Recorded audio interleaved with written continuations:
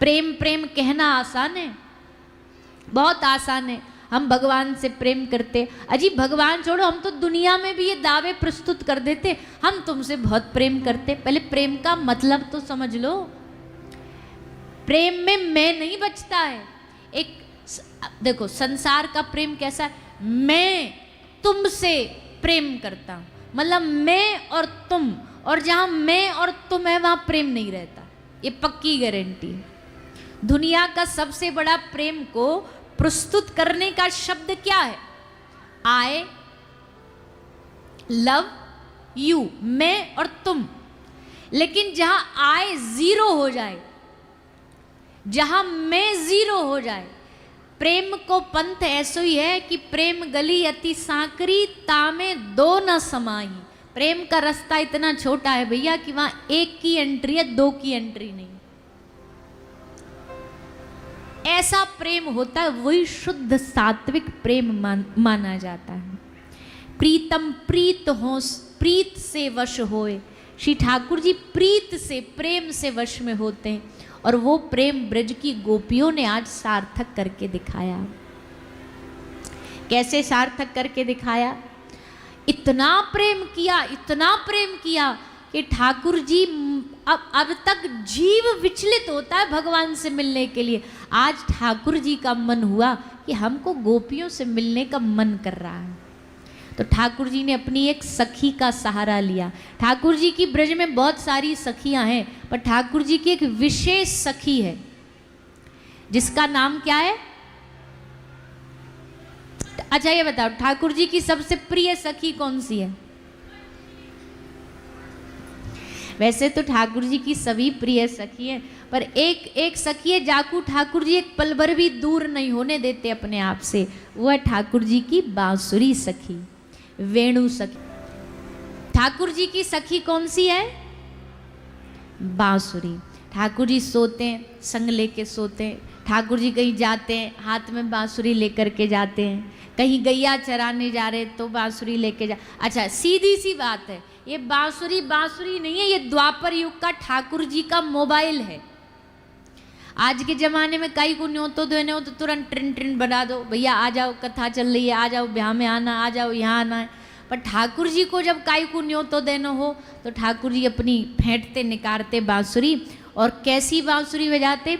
सूरदास जी कहते, बांसुरी बजाई आछे रंग सो मुरारी, सुन के धुनी छूट गई शंकर की तारी। ऐसी बांसुरी बजाई कि महादेव की तार सब छूट गई। वेद पढ़न भूल गए ब्रह्मा ब्रह्मचारी, रसना गुण कह न सके ऐसी सुध बिसारी। इंद्र सभा थकित भई लगी जब करारी, रंभा को मौन मिट्यो भूली नृत्यकारी। यमुना जी थकित भई नहीं सुध संहारी, सूरदास मुरली है तीन लोक प्यारी। यमुना जी स्थगित हो गई।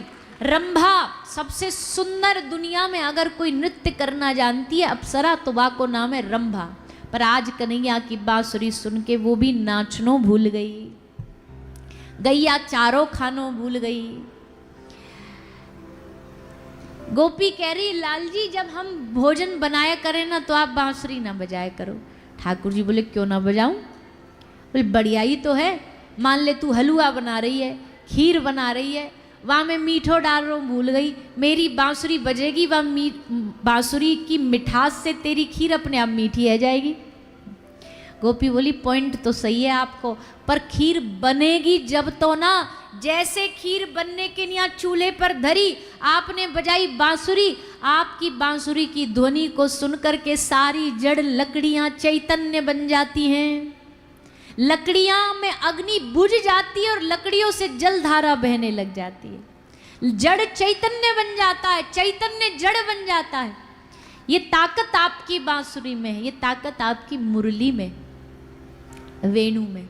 अच्छा एक भाव और सुनो, ये बांसुरी कौन है जानते हो? किसका अवतार है?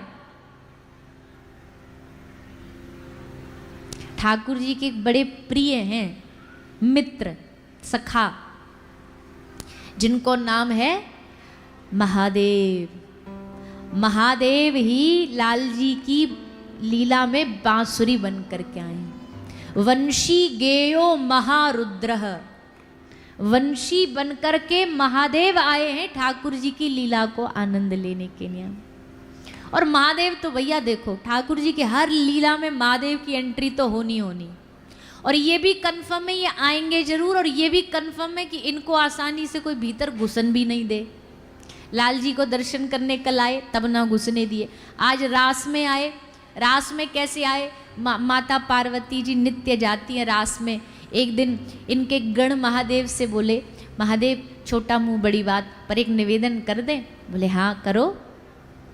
बोले देवी रोज जाती हैं, इनका टाइम फिक्स है, घड़ी लगा के। आप तो भोले भंडारी हो, आपको तो कोई मतलब नहीं, पर आप स्वामी हो इनके, कभी आप पूछ नहीं सकते कहाँ जा रही हो? पूछना चाहिए आपको। तो गणों ने थोड़ी हवा भर दी। महादेव आए, महादेव बोले देवी कहाँ जा रही हो इतना बंठन के, रोज जाती हो, हमको खबर मिली है। देवी बोली हाँ जाती हूँ। कहाँ जाती हो? बोले ब्रज में रास हो रहा है, ठाकुर जी रास करते हैं, उस महारास में जाती हूँ। महादेव बोले ओ रास में जाती हो, हमें बता देती पहले। चलो कोई बात नहीं, अब चलेंगे, हम भी साथ चलेंगे। देवी बोली ना ना ना, वहाँ पुरुषों की एंट्री नहीं है, वहाँ केवल महिला केवल गोपी जा सकती है, वहाँ पुरुषों का प्रवेश नहीं है। महादेव बोले तो गोपी बनने में कितनी देर लगेगी? भीतर से तो हम गोपी हैं ही हैं, बाहर से भी बन जाएंगे। अच्छा भैया एक भाव और हमें याद आ गया, ब्रज में आजकल एक बड़ा नया ट्रेंड चल रहा है गोपी बनने का। बहुत सारे पुरुष ऐसे हैं गोपी बन करके ब्रज में थोड़ा आनंद लेते हैं। पर भाई देखो, शास्त्रों ने कहा है बिना गोपी भाव के ब्रज रस में प्रवेश नहीं हो सकता। पर गोपी भाव केवल बाहर से बनाने से नहीं होता है, गोपी भाव आपके हृदय में होना चाहिए। वस्त्र बदलो ना बदलो, पर हृदय में गोपी भाव पूरा होना चाहिए। हम ये बात इसलिए कह रहे हैं क्योंकि कुछ इसका गलत मतलब मिसयूज करते, गलत इसका करते, क्योंकि ये गोपी शब्द बहुत भारी है। गोपी भाव सब में नहीं आ सकता, गोपी प्रेम की ध्वजा है। नारद सरीखे महापुरुष भी गोपी की रज को माथे पे रोज लगाते हैं कि इनके जैसा प्रेम हम में आ जाए। तो ऐसा कोई गलती ना करे, गोपी केवल लहंगा चुन्नी पहन लें और बन गए गोपी, नहीं।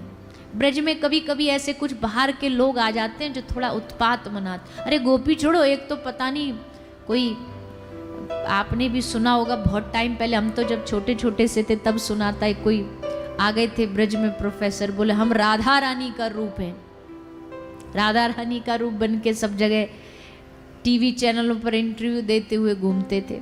अच्छा पहली बात तो कलयुग में ऐसा कलयुग आ गया, बताओ राधा रानी प्रकट होती भी तो क्या वो चैनलों पर इंटरव्यू देती घूमती कि मैं राधा रानी हूँ? कैसे कैसे लोग। तो भैया ये मर्यादा ना तोड़ो, गोपी भाव पहले हृदय में प्रकट करो।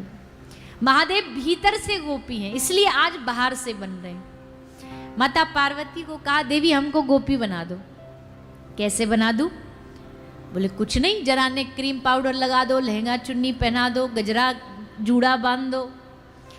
महादेव को आज पार्वती मैया ने गोपी बनाया, सुंदर साज श्रृंगार किया, मेहंदी लगाई, महावर लगाया, काजल लगाया, जूड़ा बांधा, चूड़ियाँ पहनाई, सुंदर श्रृंगार किया। बोले चलो गोपी बनी। घूंघट कर लेना, क्यों? क्योंकि बाकी सब मेकअप तो ठीक है, पर महादेव की मूछें भी थी बड़ी तगड़ी तगड़ी। और मैया ने कहा कटवा लो। बोलो खबरदार, इनको बोला तो हाथ लगाया तो मूछ नहीं कटवाएंगे। बोले पहली गोपी देखी होगी जाके इतनी तगड़ी तगड़ी मोछ है। तो एक ही रास्ता है, घूंघट कर लो तो वहाँ में पता नहीं चलेगी। तो महादेव को घूंघट करा दियो और चल पड़े महादेव रास में। अब भैया सब सिस्टम तो सेट कर दियो पार्वती जी ने, कपड़ा भी चेंज कर दिए, रूप तो गोपी बना दियो। पर भैया महादेव को रूप तो गोपी जैसो, पर चाल पहलवानन जैसी एकदम जो होती है पुरुष की चाल मर्दानी वाली, वो ही चाल में एकदम चल रहे। ठाकुर जी ने देखी ये गोपी आज कछु गड़बड़ सी लग रही है हमें। भगवान बोले मैया पार्वती ते कौन को ले आई है संग में? पार्वती मैया बोली पास के गांव की गोपी है, बड़े दिन अंते कह रही रास में जाऊंगी, रास में जाऊंगी। ठाकुर जी बोले यहाँ गोपी? तो ने शर्माते शर्माते से महादेव आगे बढ़े घूंघट करके। ठाकुर जी बोले तेरो नाम बता, कौन गांव की है, तेरो नाम कहा है? अब महादेव बेचारे भोले भंडारी फंस गए। क्यों? क्योंकि इनने सब प्लान तो करी थी, पर ये ना पूछ के आए थे कि हमारा नाम क्या है। तो भोले भंडारी जैसे प्रभु ने पूछो तुम्हारो नाम का है, तो हंस के बोले जो गोपी हमको लेके आई है वाने हमको हमारो नाम नहीं बतायो। सबरी गोपी बड़ी जोरते हंसी, बोले लो श्याम सुंदर, या गोपी को तो कछु नाम ही ना है, तुम ही धर दो। ठाकुर जी बोले ठीक है, या गोपी को आज ते नाम है जाएगो गोपेश्वरी। बोलिए गोपेश्वर महादेव की। गोपेश्वरी नाम पड़ गयो महादेव को। ठाकुर जी बोले घूंघट उठा के दिखा गोपी, आज हमारा मन कर रहा हो रास बाद में करेंगे, पहले सबको चेहरा देख लें, आज सबको पहले मुख देख लें। अब महादेव घबराए कि पोल पट्टी खुल जाएगी। भगवान ने कि लाइन लगा लो सब रे, लाइन लगाओ। सबने लाइन लगा ली। वहाँ में सबसे आगे महादेव खड़े थे। महादेव ने देखी हमारी पोल पट्टी खुले, सो भक्कर के लाइन में सबसे पीछे जाके लग गए।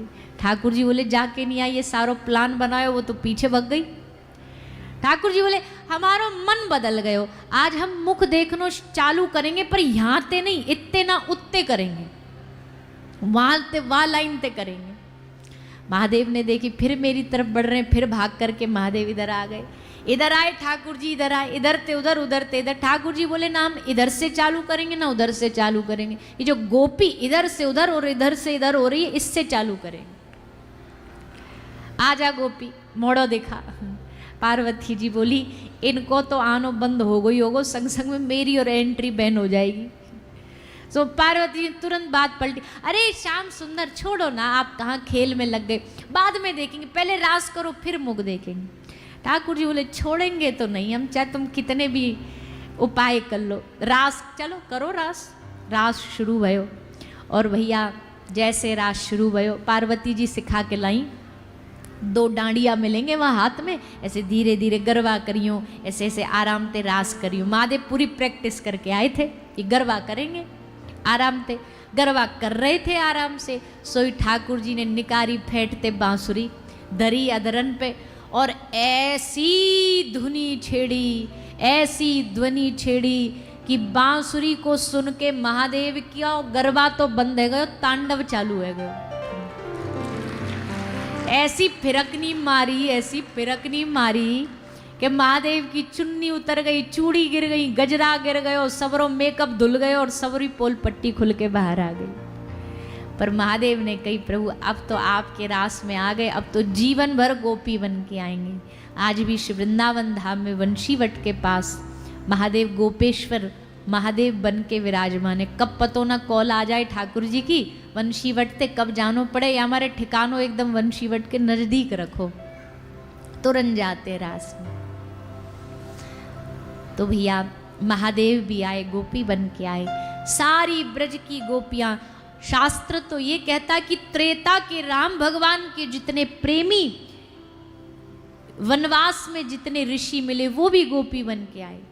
मत्स्य अवतार में जितनी मछलियां भगवान कश्यप पर और भगवान मीन पर रीझ गई वो भी गोपी बन करके आई। जिनको माधुर्य भाव है, जिनको प्रियतम का भाव है, वो सब इस महारास में प्रवेश कर सकते हैं और दूसरे भाव वाले नहीं जा सकते, सखा नहीं जा सकते महारास में।